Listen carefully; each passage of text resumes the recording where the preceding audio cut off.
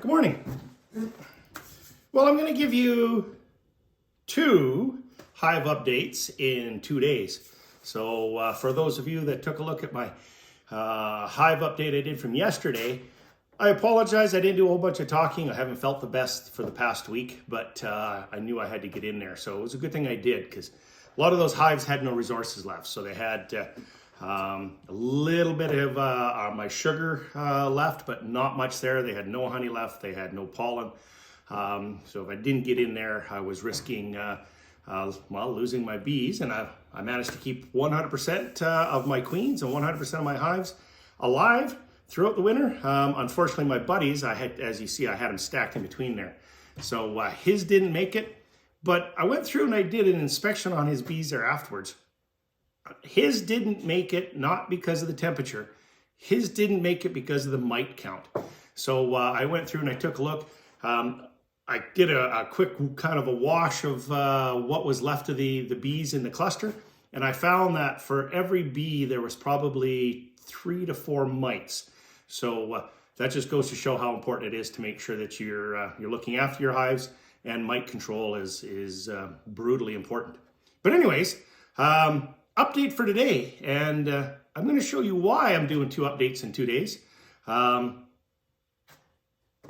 It's easier, a picture's worth 1,000 words, so a video is worth 10,000, I guess. Let me show you what I mean. Yep, this is what I woke up to this morning.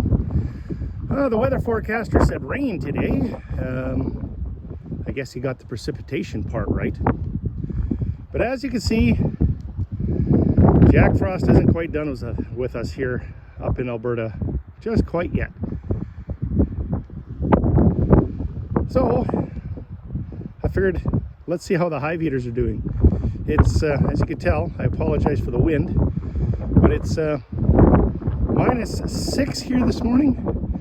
And then I look at the weather forecast again this morning. Now, I don't believe him a whole lot after yesterday with the rain, but he's saying it's going to go down to -15 degrees Celsius tonight. So I have to make sure that these girls are ready for that. Let's take a look to see what the hive eaters are doing.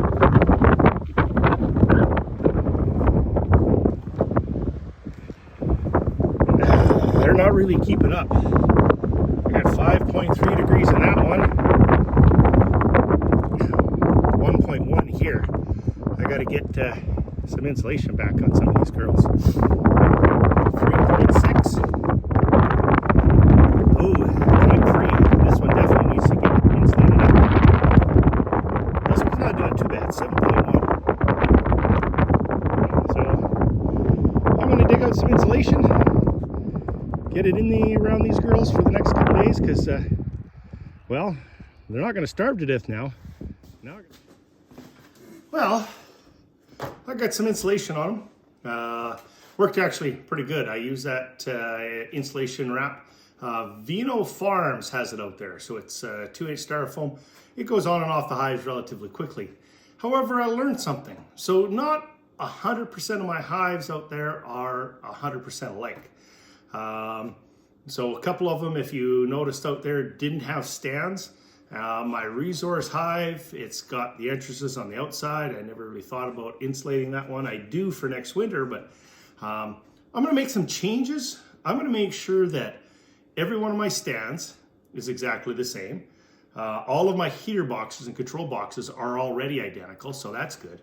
I'm going to make sure all of my landing boards are exactly the same. And that way my insulation will be interchangeable between any of them and all of them. The other thing I noticed out there, I'm going to make sure that I have my insulation set up so that it goes in between the joint of the hive, so that I don't have to worry about the wind and stuff coming through. Right now, I think part of the problem out there is the girls have no propolis to seal the hive up, so that's a little bit of a concern for me.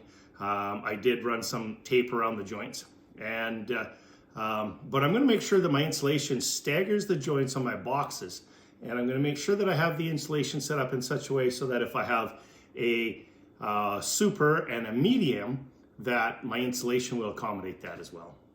A couple things for me to work on over the summer, but anyways, I'm sure they're going to be just fine out there. They managed to make it through. If you go back in some of my other Hive updates, the wind blew them over. It was minus 20, I think it was minus 18 or minus 22 or something like that. 120 kilometer-hour winds. I had bees all over the snow.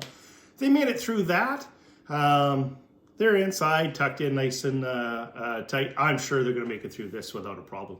I guess my only concern would be that resource hive to make sure that they keep that queen cell warm enough until she emerges. So hopefully they will. So I got them all wrapped up. I'll go out and check them here a little bit later on today.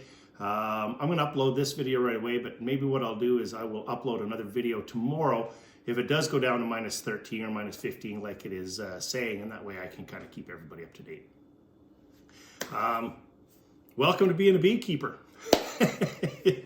Till next time, take care.